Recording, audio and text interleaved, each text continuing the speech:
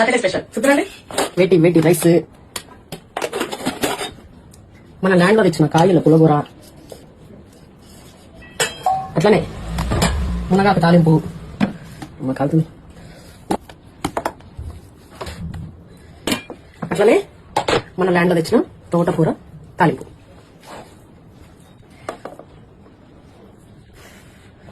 తోటకూర